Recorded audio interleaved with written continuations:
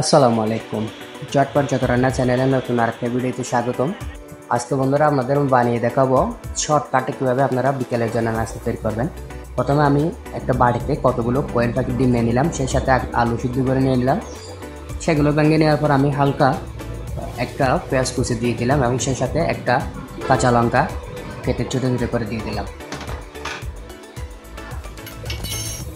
সামান্য লবণ দিয়ে আমি খুব ভালোভাবে হাতের সাহায্যে এগুলো ভালোভাবে মিক্স করে নেব।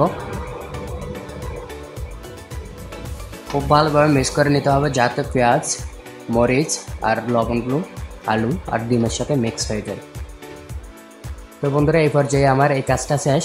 এখন আমার থেকে ছোটো করে একটা রুটি বেলে নিতে হবে। সেটার জন্য আমি আগে একটা হামিল তৈরি করে রেখেছিলাম। তো একটা বেলুনার একটা ভাতের সাহায্যে আমি একটা রুটি বানিয়ে নেব, খুব ছোটো করে, বড় করতে হবে না, ছোটো করে একটা রুটি বানিয়ে নেব।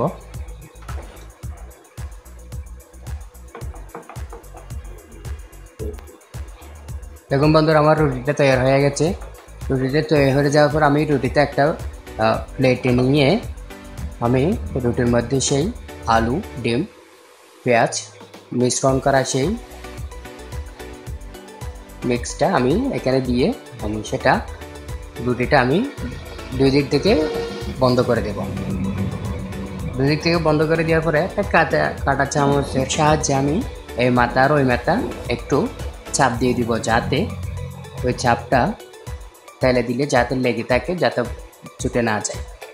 অনেক সময় কী হয়, ছুটে গিয়ে ওই ভিতরের আপনার মশলাটা বের হয়ে যায়।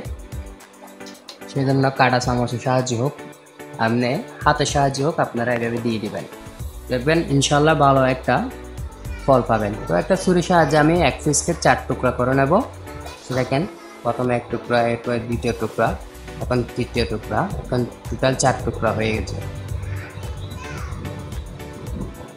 দেখুন, দেখতে কিন্তু অসাধারণ লাগতেছে, একদম শর্টকাট, ইজি, একদম ইজি টু মেক।